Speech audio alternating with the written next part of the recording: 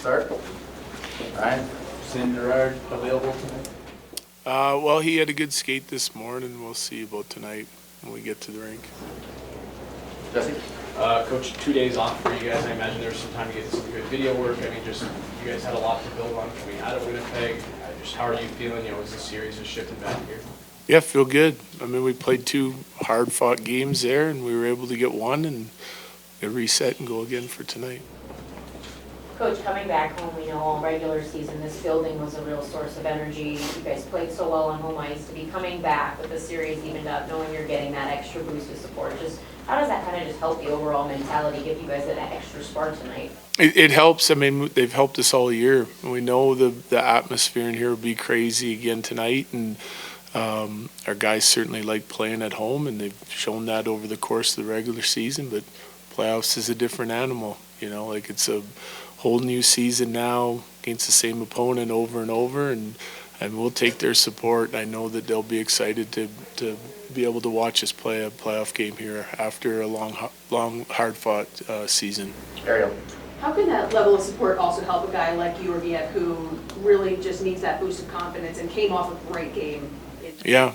Well, he should be feeling pretty good about his game because I thought he was outstanding. You know, like I thought our team was a little bit better in Game 2, but he was much better in Game 2, which is a big reason why we won. And hopefully he gained some confidence out of that. I'm sure the crowd support certainly not going to hurt. Mike? Jared, 20 combined goals through 2 games. I think this is the highest scoring series in the playoffs. Do you expect that to continue, or at some point might we start to see some, 2-1, 3-2 kind of games, or just too much talent on these teams for that? It's hard to predict, like around the league you think one game's going to be hard fought, low scoring. And I thought both those games that we just played in Winnipeg were hard fought and high intensity. But good players are making plays, and even though both teams are defending hard and doing the right things structurally, there's still been some breakdowns, and guys have been capitalizing on that. So it's too hard to predict. I mean, certainly we have some things that we want to clean up on the defensive side of it, but at the same time, we want to keep doing what we're doing on the offensive side. So, and building off that. So you just never know. You got to play the game the way it's presented in front of you, and some nights they take a turn that you're not expecting. Go ahead. Harvick Holm was called up this morning, but Eustace has been on the ice 2 days. Is he feeling good enough to back up tonight? Yes. Ken Campbell? Jared, I just want to ask you about Cale Makar. I mean, earlier this year when he kept hitting those milestones and everybody was saying, okay, well, he's ahead of Bobby Orr in this respect and that respect. And I think the first inclination is to go, no, it's outrageous to compare him to Bobby Orr. But I don't know, maybe it's not?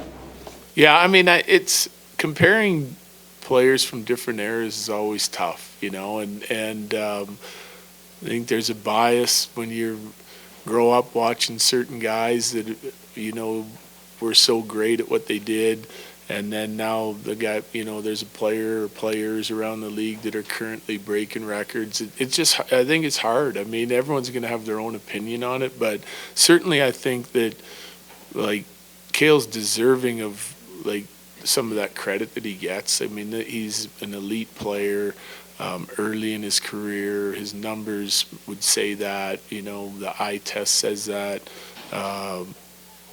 So I think it's a matter of time, It's a matter of time before everyone kind of sees what he's capable of, and just watching his career unfold.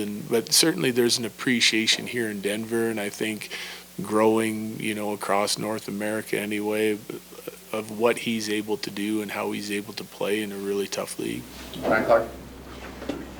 Granted, you had Zach Parise just for a little bit, but how would you describe the impact that he's had in this dressing room, almost like a leader, like a pilot, an engine, if you will? Like, how big has he been in terms of just cultivating sort of the culture here, just sort of what he's been able to help guys with? I think it's big. I don't think any addition that you make to your team that fits and is able to contribute on the ice and bring that experience, I think, is invaluable. I don't think you can ever have enough of it. We've got a great leadership group in our room.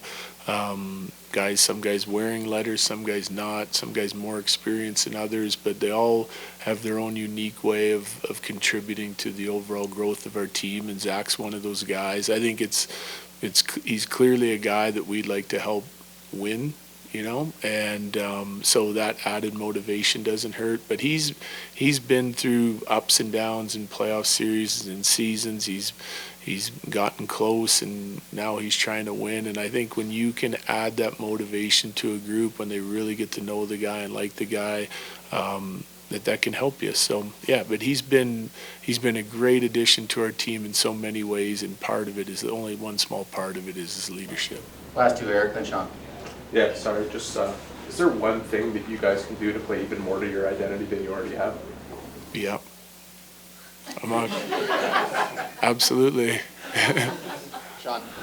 When you talk about cleaning things up defensively, are you talking about like systematic changes to address how the Jets press you, or is it just puck handling and stuff? It's beyond that. It's about things that, like we've got a really good feel how they play and them us, right? But there's details within our defending that we feel are really important. It's not necessarily exclusive to the Jets. It's just a little bit more about some of the things that we've talked about all year long that helped us at times and hurt us at others, and it's about dialing those in and trying to be perfectionists and hold a high standard when it comes to those things.